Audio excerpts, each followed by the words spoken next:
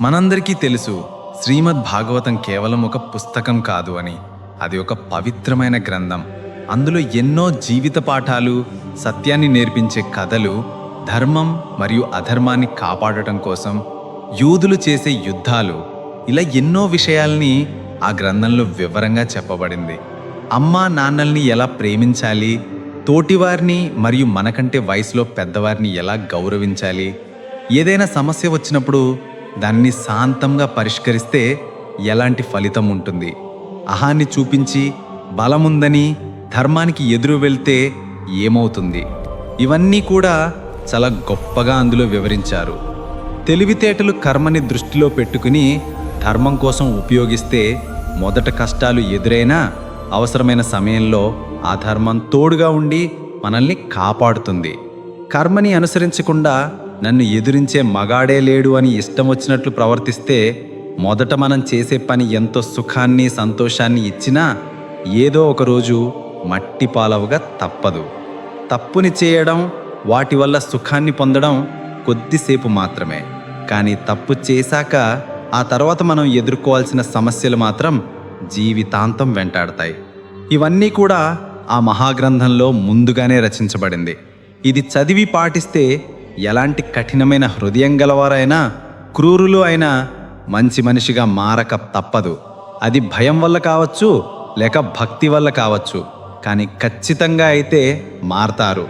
కానీ ఈరోజు మనం ఉంటున్న కలికాలంలో ఈ విషయాలు ఎవ్వరికీ తెలియదు. మనకొక అవగాహన లేకపోవటం వల్ల జీవితంలో వచ్చే ప్రతి చిన్న సమస్యను భూతద్దంలో పెట్టి చూస్తూ ఉంటాం. కార్లు ఉంటేనే మనం సంతోషంగా ఉండగలం, పెద్ద పెద్ద ఇళ్లల్లో ఉంటేనే మనకి సమాజం గౌరవం ఇస్తుందని ఒక అపోహలో బ్రతుకుతూ జీవితంలో చిన్న చిన్న ఆనందాల్ని వదిలిపెట్టి డబ్బు వెనుక పరిగెడుతూ ఉంటాం. సంతోషం ఎప్పుడూ కూడా మనం సంపాదించే డబ్బులో కానీ లేక మనకు ఉండే అధికారంలో కానీ ఉండదు. సంతోషమైనా దుఃఖమైనా మనం జీవితాన్ని అర్థం చేసుకుని బ్రతకటంలో ఉంటుంది.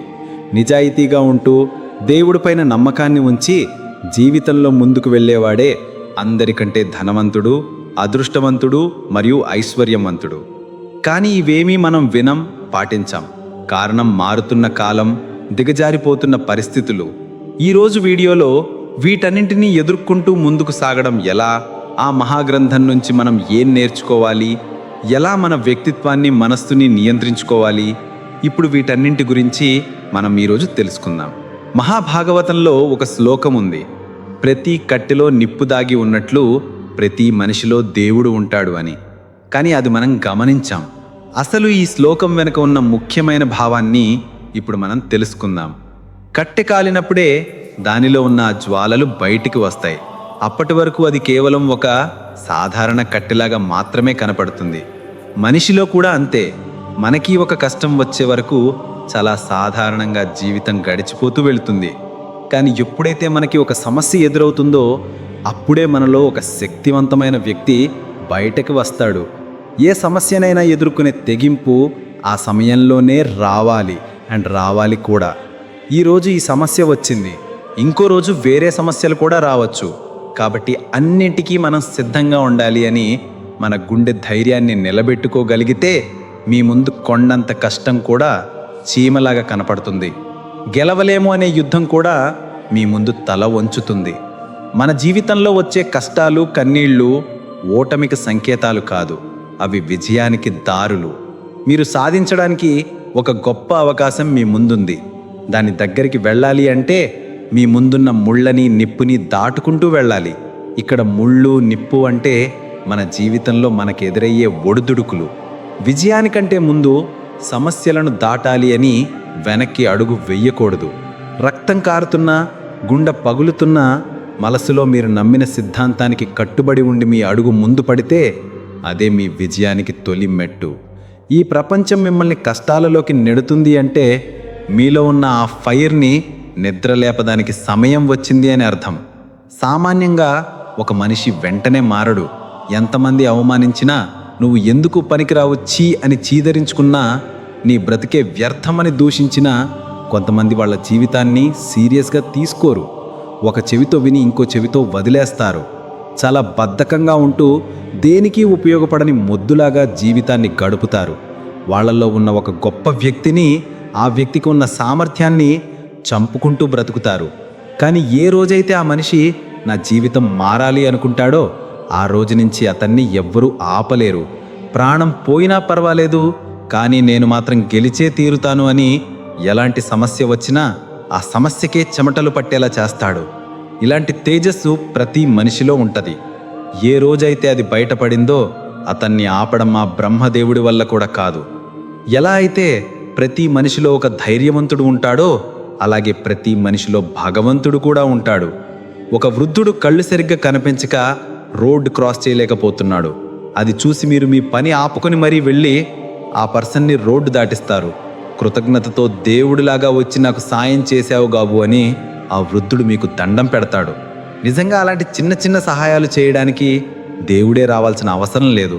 మనిషి లోపల దయ, కరుణ మరియు కష్టాల్లో ఉన్నవారికి సహాయం చేయాలి అనే గుణం ఉంటే చాలు, మనలో దేవుడు ఉన్నట్టే. కాబట్టి మంచి చేయడానికైనా, మనిషిగా మారి విజయాన్ని సాధించడానికైనా మనలో మార్పు రావాలి. వాటిని మనమే గమనించి ముందుకు తీసుకువెళ్ళాలి. ఒక్కటి గుర్తుపెట్టుకోండి, మీకు కష్టం వచ్చిన దాన్ని మీరే ఎదుర్కోవాలి. మీకు కన్నీళ్లు వచ్చినా మీ చేతులతో మీరే వాటిని తుడుచుకోవాలి. మన కోసం ఒకరు ఉండాలి, మన కన్నీళ్లు తొడవడానికి ఇంకెవరో రావాలని ఎదురు చూడకూడదు. అది బలహీనతకి, చేతకానితనానికి గుర్తు. మీలో ఉన్న ఆ శక్తిని బయటకు తీయండి. మిమ్మల్ని, మీ కుటుంబాన్ని అవమానపరిచిన వాళ్ళకి సమాధానం మీ గెలుపు మాత్రమే. దాన్ని మీరు సాధించండి. మీరు సాధిస్తారు అని నేను నమ్ముతున్నా. శ్రీమద్ భాగవతంలో ఇంకొక గొప్ప శ్లోకం ఉంది. ఏ మనిషి అయితే ప్రతి ఒక్కరిని సమానంగా చూస్తాడో ఆ వ్యక్తి అసలైన జ్ఞానాన్ని కలవాడు. మీరు నాకు ఒక విషయం చెప్పండి. మీలో ఎంతమంది ఒక మనిషిని వాళ్ళ చూపుల ద్వారా, వాళ్ళు వేసుకునే బట్టల ద్వారా వాళ్ళ వ్యక్తిత్వాన్ని నిర్ణయిస్తున్నారు? ప్రపంచం ఈరోజు ఇంత ముందుకు వెళ్తున్నా కూడా కులాన్ని బట్టి, రంగుని బట్టి, బ్యాక్గ్రౌండ్ని బట్టి అతన్ని ఎలా ట్రీట్ చేయాలో డిసైడ్ అవుతాం. డబ్బు, అధికారం ఉంటే నీచుడికైనా దండం పెడతాం. డబ్బు లేకపోతే ఒకసాటి మనిషిని అసలు మనిషిగా కూడా చూడం. ఇదే మన దుస్థితి. కానీ ఎవరైతే చిన్న, పెద్ద, పేద, ధనిక అనే తేడా లేకుండా అందరినీ సమానంగా చూడగలిగే దృష్టి గలవాడు ఉంటాడో అతడే గొప్పవాడు. అతను మాత్రమే గొప్పవాడు. మీకు ఒక రియల్ లైఫ్ ఎగ్జాంపుల్ చెప్తాను. ఒక పెద్ద బిజినెస్ మ్యాన్ ఉన్నాడు. అతన్ని చూసి అందరూ గౌరవిస్తారు. అతను మంచివాడా లేక చెడ్డవాడా అని ఆలోచించరు. అయినా కానీ అతనికి సమాజంలో ఒక స్థానం ఉంటుంది. బ్రతికితే అతనిలా బ్రతకాలి అని అందరూ అనుకుంటారు. ఇంకొక వ్యక్తి తాపీ పని చేసుకుంటూ ఉంటాడు. విలువలని పాటించే గొప్ప మనసు ఉన్నవాడు. ఎండలో బట్టలు తడిచిపోయేలా చెమట ఊడ్చి కష్టపడతాడు. కానీ అతన్ని ఒక మనిషిలాగా కూడా చూడరు. వాళ్ళిద్దరూ కష్టపడేది కడుపు నింపుకోవడం కోసమే. వాళ్ళిద్దరికీ కుటుంబాలు ఉన్నాయి, వాళ్ళిద్దరికీ బాధ్యతలు ఉన్నాయి. కానీ వాళ్ళిద్దరిని సమాజం రెండు కోణాల్లో చూస్తుంది. దానికి కారణం ఒకటే, డబ్బు. ఈ కాలం బయటకు కనపడే హంగులను, ఆర్భాటాలను చూసి గౌరవాన్నిస్తుంది, కానీ మంచి వ్యక్తిత్వాన్ని చూసి కాదు. ఇలాంటి దృష్టితో ప్రతి ఒక్కరూ చూస్తారు. ఏ రోజైతే ప్రతి మనిషి సమానమే అని ప్రతి ఒక్కరిలో ఆ భావం వస్తుందో ఆ రోజు మీరు నిజమైన మనుషులు. ఒక్కటి మాత్రం గుర్తుపెట్టుకోండి, మీరు ఒకరికిచ్చే గౌరవం బట్టే మీకు వేరే వాళ్ళు ఇచ్చే గౌరవం ఆధారపడి ఉంటుంది. ఇప్పుడు నేను చెప్పబోయే శ్లోకం అన్నిటికంటే చాలా ముఖ్యమైనది. అది తలుచుకుంటే మన జీవితాన్ని నిలబెట్టగలదు, అవసరమైతే మన జీవితాన్ని నాశనం చేయగలదు.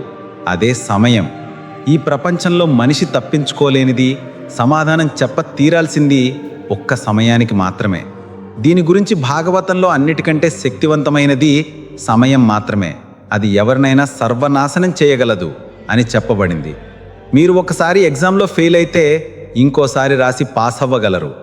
మీరు ఈ సంవత్సరం కార్ని కొనాలి అనుకుంటే అది కుదరక నెక్స్ట్ ఇయర్ కొనే అవకాశం ఉంటుంది. ప్రతి విషయానికి ఒక ఆల్టర్నేటివ్, ఇంకో అవకాశం ఉంటుంది. కానీ ఈరోజు ఈ క్షణం గడిచిపోయినా కాలం మళ్ళీ తిరిగి రాదు. మీరు ఎంత ధనవంతులు కావచ్చు, లేదా ఒక పెద్ద అధికార పదవిలో ఉండొచ్చు, కానీ మీరు కాలాన్ని వెనక్కి తీసుకురాలేరు. కాలం కటిక దరిద్రుణ్ణి కూడా సింహాసనం ఎక్కించగలదు. అదే సింహాసనంలో కూర్చున్నవాడిని కటిక దరిద్రుణ్ణి చేయగలదు. అది కాలానికి ఉన్న శక్తి. ఈ క్షణం మీరు ఒక గొప్ప కార్యం కోసం కష్టపడుతున్నారు. ఈరోజు మీరు సమయానికి ఇచ్చిన విలువని బట్టి మీకు భవిష్యత్తులో ఆ సమయం మంచి జరిగేలా చూస్తుంది. అలా కాకుండా ఇంకా చాలా సమయం ఉంది కాబట్టి ఈ పనిని రేపు చేయొచ్చు, ఎల్లుండి చేయొచ్చు అని పోస్ట్పోన్ చేస్తే మీ జీవితంలో ఎప్పటికీ విజయం రాదు. డబ్బు కంటే విలువైనది ఏదైనా ఉంది అంటే అది కేవలం సమయం మాత్రమే. సమయాన్ని మీరు మరిచినా అది మిమ్మల్ని మరిచిపోదు. చేసే ప్రతి తప్పుకి మనం కాలానికే సమాధానం చెప్పాలి. ఈరోజు మీకు అధికారం, డబ్బు ఉంది కదా అని గర్వపడకండి. ఎందుకంటే మీకు అది రావడానికి కారణం సమయం. అది మీ నుంచి పోవాలన్నా సమయమే. పాము కాటు వేసిన బ్రతకచ్చు, కానీ సమయం వేసే శిక్షకి ఎలాంటి మనిషి అయినా కుదేలవ్వక తప్పదు. సమయాన్ని కాపాడితే అది మిమ్మల్ని తల్లిలాగా కాపాడుతుంది. వృధా చేస్తే పాముల పడగ విప్పుతుంది. పోయిన ప్రాణం గురించి, గడిచిన సమయం గురించి ఎంత ఆలోచించినా, ఎంత ఏడ్చినా తిరిగి రావు. కాబట్టి సమయాన్ని జాగ్రత్తగా వాడుకోండి. జల్సాలకి, తిరుగుళ్ళకి కాదు, గొప్ప పనులు చేయడం కోసం సమయాన్ని కేటాయించండి. అదే గ్రంథంలో రాసిన ఇంకొక శ్లోకం, కష్టాలు సుఖాలు అనేవి పగలు రాత్రి లాంటివి. అవి మన జీవితంలో వస్తాయి, వెళ్ళిపోతాయి. కాబట్టి వాటి గురించి చింతించాల్సిన అవసరం లేదు అని ఉంది. నా నిజ జీవితంలో కూడా నేను ఇదే నమ్ముతా. మన జీవితం ఏమీ పూలపాన్పు కాదు. ప్రతిరోజు ఆనందంగా ఉండటానికి. ఈరోజు బాధ వచ్చిందని రేపు కూడా ఇలానే ఉంటుందని అనుకొని బ్రతకటం మంచిది కాదు. మనం ప్రతిరోజు సూర్యుడి నుంచి వెలుగుని, చంద్రుడి నుంచి చీకటిని చూస్తుంటాం. అలాగే మన జీవితంలో కూడా కొన్ని రోజులు బాధల వల్ల చీకటిగా మారే అవకాశం ఉంది. ఏ పని చేసినా కలిసి రాకపోవటం, ఎటు చూసినా అవమానాలు ఎదుర్కోవడం జరుగుతూనే ఉంటాయి. వాటిని తలుచుకుంటూ బాధపడితే జీవితం ఇంకా అంధకారంలోకి వెళ్ళిపోతుంది. కాబట్టి ఓపికతో ఉండండి.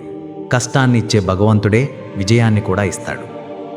ఈరోజు వీడియోలో మేము ఇస్తున్న నాలెడ్జ్ మీకు నచ్చితే మర్చిపోకుండా సబ్స్క్రైబ్ చేసుకుని బెల్ ఐకాన్ని ఆన్లో పెట్టుకోండి.